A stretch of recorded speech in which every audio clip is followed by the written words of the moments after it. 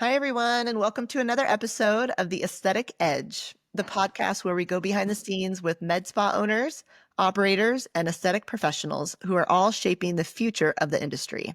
I am your host, Bethany Gifford, and today I am joined by a guest whose journey spans nearly 4 decades of salon ownership, leadership, and expansion, all with the philosophy rooted in growth, generosity, and resilience. But first, a word from our sponsor. This episode is brought to you by New Era Intel. At New Era Intel, we help medical spas, dermatology clinics, and plastic surgery practices who are struggling with inconsistent patient retention, underutilized CRM systems, and manual systems that hold back your clinic's growth potential so they can finally increase quality repeat bookings, streamline operations with AI automation, and grow predictable monthly revenue with the right systems and strategy. They're able to create a premium, seamless patient experience while freeing up their team to focus on what they do best. If you would like to take your business to the next level, head over to neweraintel.com to get started. Joseph Golshani is the founder of a thriving multi-location salon brand based in Georgia.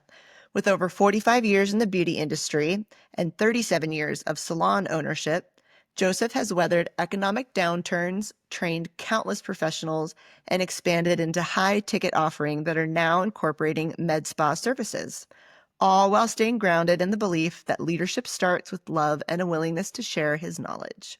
Joseph, welcome to the show. Thank you, Bethany. What a great introduction you had for me. It's more than I deserve, but I appreciate your introduction, and I happy to be in this podcast, and hope my experience can be benefit to other people as well too. Well, we are Thank you. excited to have you on the show today, Joseph. So thank you for joining us. And let's start with the beginning. You've been in the industry for over 45 years, but it didn't start out on the beauty industry. Like, walk us kind of through how your path shifted from engineering to building one of Georgia's most respected salons. Well, I came to America in 1977 and to pursue mechanical engineering and but I'm originally from Iran, and in 1979 there was a revolution back in Iran, which forced me to get into the beauty industry.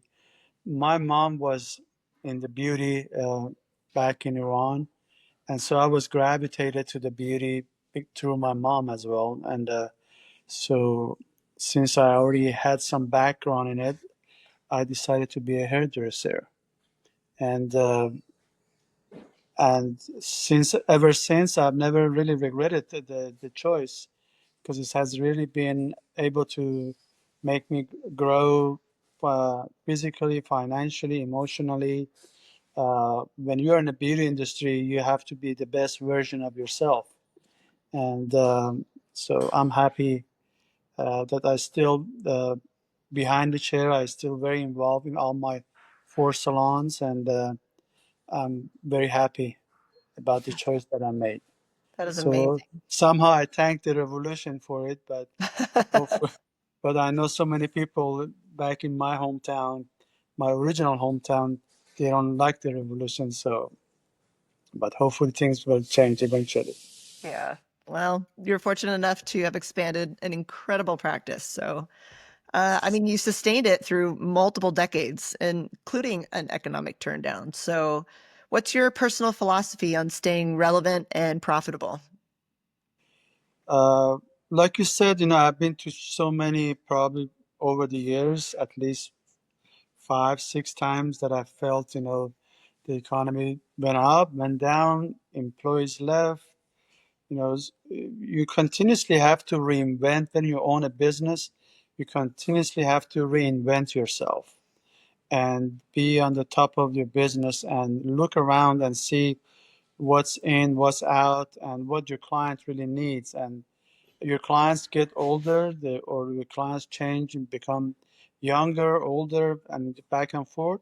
And you continuously have to change with times. And so I feel like uh, the adaptability of change has always been with me over the years. I believe my when I first came to America, all of a sudden my language was changed. I have to talk to a different language. My food was changed. My environment was changed. But looking back, all those changes made me grow stronger. And so as a result, as business change, I know it's always going to be for better as long as I am adaptable to change and uh,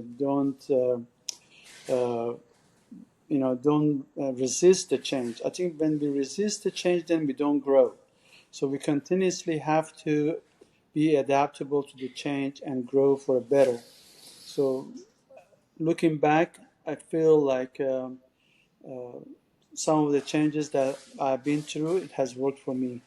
Learning English. For recently, I learned how to speak Spanish, and Wow, that has helped me that's because amazing. yeah, because my wife is from Venezuela, and I had to learn Spanish. At first, was hard, but once I learned it, that opened my door to Spanish speaking employees or clients, and so it has made Absolutely.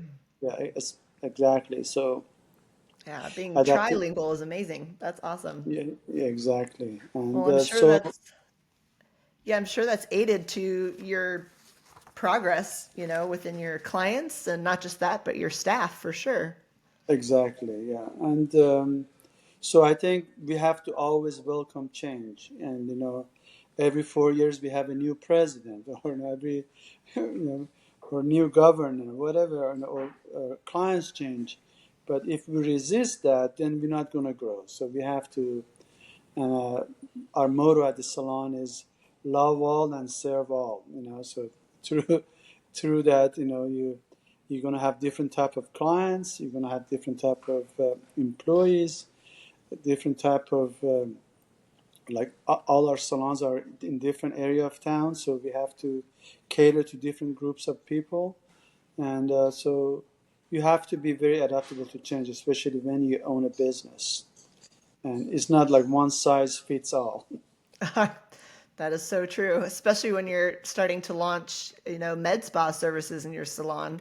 So tell me a little bit about that. What prompted that and how has that impacted your team and operations and client experience? Right. Two of our salons, we have four. Two of our salons have spa services. One of them has more extensive spa services. And when I was reading a book that, in order to have clients stay within the salon, you have to offer different services. And because even if one service fails, then they still want to come for other services to the salon, and they eventually want to get haircuts. If they didn't come for haircuts, but because they're coming for their facials or skincare, waxing, things like that, eventually they will get haircuts too, or color. And so we uh, offer spa services at two of our salons, and because there are high ticket items, when the economy is down or up, we benefit from it, and through those spa services. And we feel like the clients become more loyal to our brand than rather going somewhere else. I mean, similar tactic is done now. Perfect example, you go to a Walmart, you have a bank there, you have eyeglasses, you have, everything can be done at the Walmart, Yeah. which 30 years ago you could only go to Walmart for same thing, but now as a result, all the other people like Target has done the same thing as Walmart, or or Costco is doing the same thing. So in the beauty industry, you have to try to be a niche, and so your client doesn't have to go to different places, and a lot of our services. I usually guinea pig myself, for example, and I do it, and the client says, "Oh, you did this, or maybe I should do it," and that's how we get our clients hooked. Self-advertising. That's E- perfect. Yeah, you guys are turning Exactly. into a one-stop shop. Well, we get our employees to do it. Like recently, we hired food reflexology person at our salon. And so I had all my employees get a free service from her, and Perfect. then start, walking advertise for her. And she was busy overnight, because employees would talk about her and about how wonderful that was. That's amazing. Yep, you Yeah, got to be able to have an example. exactly. And you start from your own employees. We got about 50 employees, and they all love when we added massage, we gave it to them for free. We do uh, hair extension. We make sure that our staff gets it, and any spa services they can have at a minimal cost to them. So, and that's the fair. Each employee has so many clients, and they're going to refer their clients to the spa. Yep. Well, you had mentioned, that attitude is really important in your practice and, adding on extra services. How do you coach and mentor, your team members who are kind of still learning to shift to do one thing or another, kind of while keeping all of your brand values? Well, in every company, you always have good examples of success. So we publicly acknowledge those employees that they go beyond their expectations, and that way, the employees that are not doing or they're new, they see it. And when it's like show and tell. We show how successful this other person is at promoting, themselves and other services, and obviously they make more money, and so everybody wants to make more money, and as a result, they do it. So, and we, that we always say you have to acknowledge people publicly, but privately you will, tell them what they're not doing right.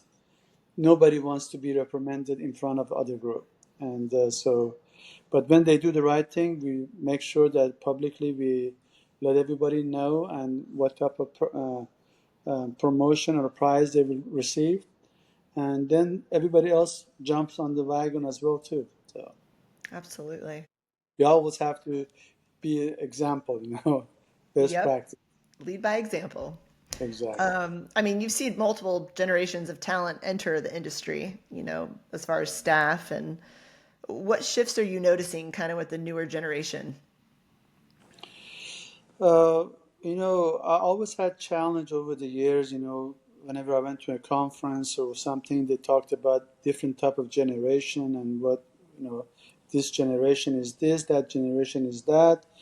But I feel like overall, people who come from nothing, they are more thrivers, more wanted to be successful.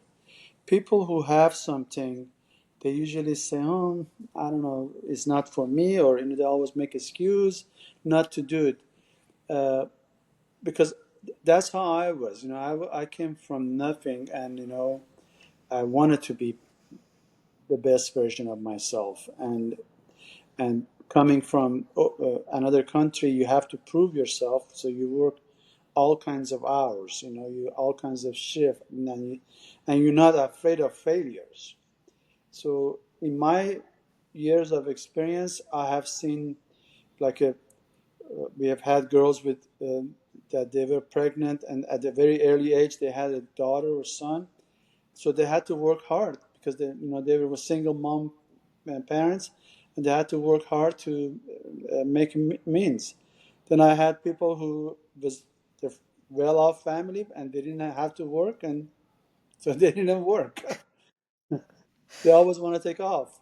Yeah. And so if somebody has, their back is against the wall, overall, they're going to work harder. I recently just hired somebody who is a young lady, 22 years old, but she has the attitude of someone who wants to work hard. She gets on her knees, washes the baseboard. Then when she's free, she's practice on a haircut, color. She's always helping, and she never says no to anything.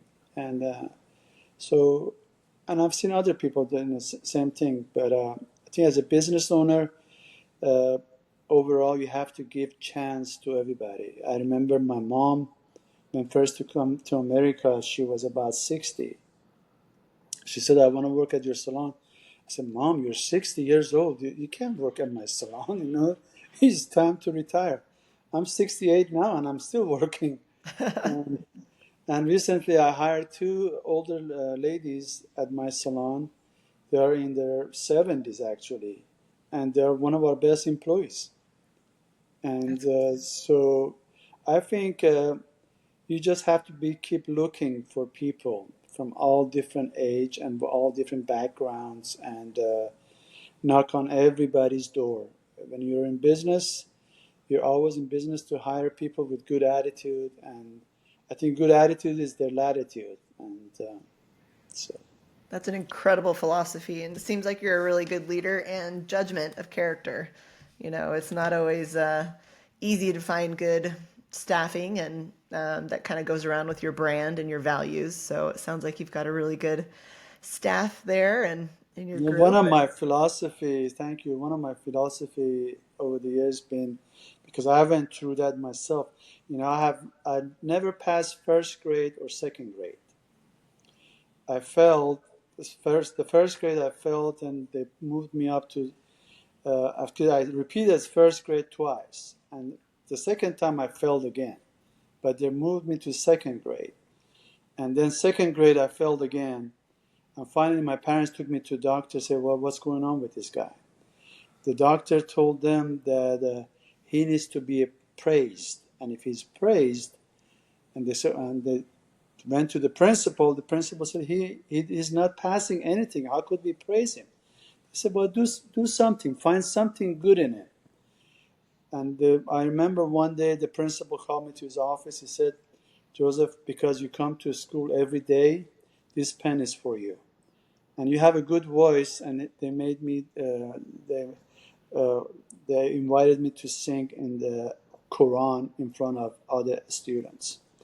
From third grade on, I never failed. One act of kindness. So my philosophy over the years been that any flowers will eventually bloom. Referring to a human being, you just have to find the right gardener. And so, if the trainer or the place that they work understand where this person is coming from, and they can grow them. So sometimes some employees might not be suitable for our company because we're not the right gardener, and but another place they might be very successful. It has happened a lot of times that people come from another company that they were not successful there, but they are successful at ours, or vice versa. So and but companies that can understand that and they can pinpoint what the strength of each individual is, they will be very successful in the future because they can grow their company properly. And I don't think we are there. We are hoping one day we are there, that all employees could be successful in our organization. But the companies that they do that very well, there's no limit to their success. Absolutely. Well, it seems like you've had an amazing growth with your staff and your brand and your values and really sharing that with your customers. So I think it's an amazing and beautiful thing that can be admired and learned by others. So that's awesome. Thank you. Shifting a little bit of gears, speaking of growth, I mean, you've successfully expanded your salons into doing other services, such as med spa services. What was your approach in kind of evaluating whether to introduce those offerings, or how did you introduce them marketing wise? Right. Well, my first marriage, my wife, ex-wife, was a esthetician, and she was in charge of the aesthetics in our salon, and we worked with also local uh, plastic surgeons in town, and or they would sometimes approach us because they wanted to piggyback on our clientele as well too, and we have had, you know, doctors that they were in hair restoration business, and we piggyback with them as well. So when your salon is known in town, then everybody wants to kind of piggyback with your clientele so they can, build their business. So as a result, we choose who we wanted to partner with. So we put their website on our website, and they do the same thing for us. And so my ex was very good at that. And after I got divorced, I started looking for individuals that they wanted to kind of do the same thing with me. And I have, when you look for something, you always find it. So so because that's not my expertise, the spa part is not my expertise as it is my hair department. So I found those people, and so now we have estheticians that they do that in our salon, and they grow that part of our salons, and we also partner with doctors around town that they do plastic surgery or hair restorations and things that we don't do in the salon. But like Botox, things like that. We have Botox party at the salon that the doctor will come every quarters, and we advertise for that in our salon, and so it's a win for them and it's a win for us. Awesome. Yeah, the referral network is an incredible thing, especially when you can collab, right? Everybody loves to Exactly. collaborate. So Exactly. that's awesome. So as far as just metrics go, a little bit more of the business side for those that are wanting to grow and kind of figuring out how to measure that. Like what's most important? What are your KPIs or financial benchmarks that you're reviewing to kind of stay on top of the growth and profitability with this new expansion? Well, I always like to pay as much as I can to people who work with me, and I'd rather to make a little bit less but more quantity. And so a lot of times we focus on, for example, the commission. Everybody's geared toward commission, so I'd rather to pay higher commission and but have more quantity of clients coming in. And I think that strategy has worked well for us over the years because we get more people in through our door, and because they're making more money, they stay with us. And so, and that's really been our strategy. Just I rather to make, for example, if you have give you an example, if I'm making a penny out of 10 million customers, that's something. But I Yeah, think but if I'm making 90 cents of 1,000 clients, then that's not much. absolutely. So I Quantity think quantity is also the number one thing that people are wanting. Fully booked. exactly. So that's what we try to focus on. And Absolutely. Yeah. We work with a lot of med spa owners and aesthetic practitioners that are really focused on quality over quantity. But at the end of the day, you got to be fully booked to get those patients in the door. So, exactly. as far as like marketing strategies or channels, what has been consistently working for you over the years? Word of mouth, and just I think Mrs. Hillary Clinton said it pretty good. We are becoming small villages, and we just have to take care of our own village. And every if every neighborhood has a salon or a day spa, whatever they have. If they just focus on the people that are around them, they will be very successful. And obviously, you're always going to get people from other part of the city as well. But I think the focus should be within what you have. So every time we get a new service, we always focus on the clientele that we have. Because if they get good experience, they're going to tell 10 other people. And I have found out over the years that advertising is basically a waste of money. I'd rather to spend more money on in-house advertising or give spiff to my staff, and then it will be a no-brainer. So Absolutely. Yeah, traditional marketing has failed a lot of owners I've seen. I work with a lot, and I've noticed that things that used to work a couple years ago are not working anymore. So, right. fortunately, the world of AI has changed that industry and the ability for it to work. A lot of money to advertise, It and the does. margins Sometimes. Yeah. is not there. And I mean, I always look back to what got me in the first place. What got you in the first place is always going to get you again. It was customer service, customer service.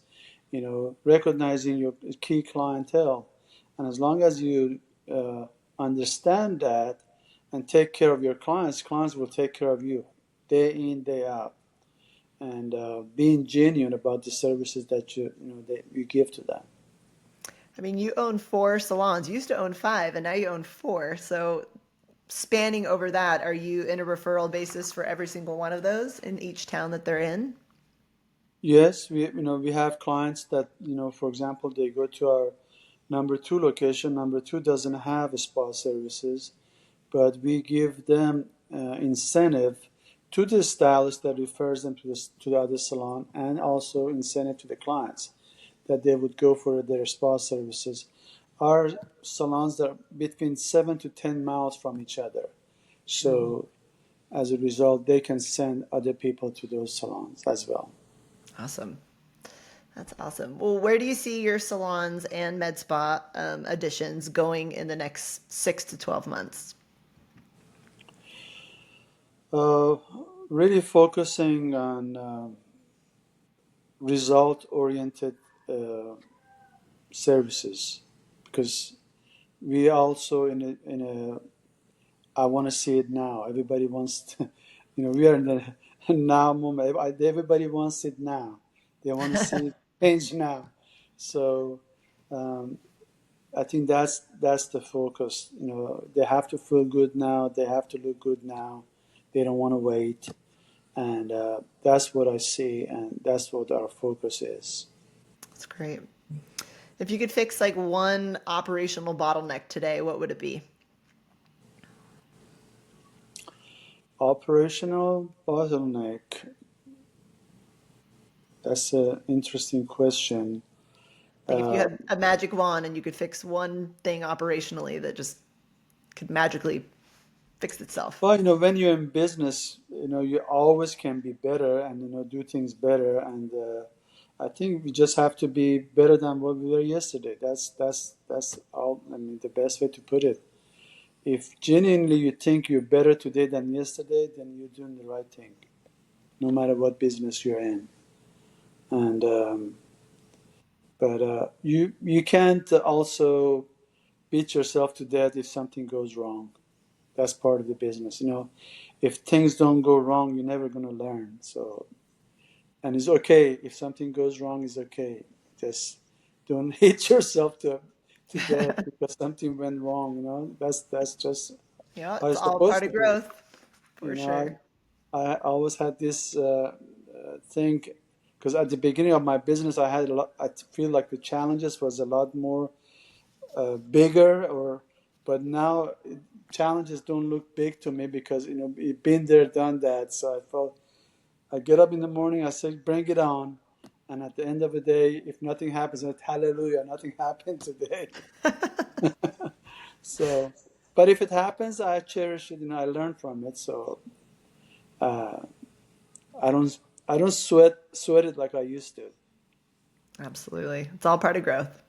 I love it. It's all part of growth, and just I think surrounds any business that wants to do better. Realistically, you have to have more communication with your staff, ongoing, and with your clients. I think the communication never stops, and you should never take anybody for a client. If it's your clients, you never take them for granted, or if it's your staff, never take them for granted. And recognize their birthday, and recognize their anniversaries, and just like what you want to be treated. You want, whenever you go to a restaurant, you want to be treated well. Our clients are the same too. Don't never take them for, because somebody else will acknowledge that, and I think that, and will rob your client or your stylist from you. I think the key factor is to be aware of that. Absolutely. Yeah, And sometimes people forget that we're just because we're in a service industry doesn't mean we're not in the people industry. You know, exactly, yeah, people still have emotions. definitely, yeah. Well, if you could give someone who's wanting to open up their own salon or spa today, what would be one piece of advice that you would give them? Uh, Before opening your own place, I always say that no matter what business you're in, you have to work for a very reputable place first. So you have some learning experience and then open your own. But and think with the end in mind. If the end in mind is to have more freedom, sometimes working for other people is better than owning your own place. Because if I'm a hairstylist, if I really want to be a good hairstylist, I cannot be a good owner, and is it because it's different jobs. So I think that sometimes I've seen it many times that stylists are really good behind the chair, and they say, "Oh, since I'm good behind the chair, I can be good at opening a salon too." But that it doesn't work like that. Yeah. So it's two different things. In my situation, because I didn't want to deal with the minutia of things, I hired managers, or coordinators to run the minutia of things for me, rather than me. So I can concentrate more on the brand and do what I really like to do. That's Which awesome. Yeah, and I've seen because a when lot of owners try to do like the one, all the hats at one time, and it's a lot, and it can hurt the business if delegation is not yeah, properly allocated. and I suggest but at the same time, if it's an account, it's accounting your business, you got to be good at it, but then turn it to someone else, and because then you could get so sorry, my friend, you could get bleeped up. Somebody steal from you, and and Yep. so you gotta know that part of the business. If it's training, you gotta be able to train as well too. But then you turn to someone else. So you don't want to ever be hostage in your business. So you got to know the fundamental of your business. So if things go wrong, you can always say, okay, I will do this until I find somebody good to run it. Otherwise, people will take you hostage. That's been my experience. Yeah, we've seen that too operationally. When we've come in to kind of consult certain practices, we notice that they're just the owners have lost control of their Right. moment and their staff and their delegation. And yeah, it's very important. But it seems like you have a really good handle on that.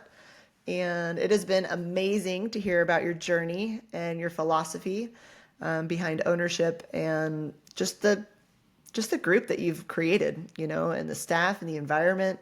It's a beautiful thing that I think a lot of people could really learn from. So, Thank you. And over the years, uh,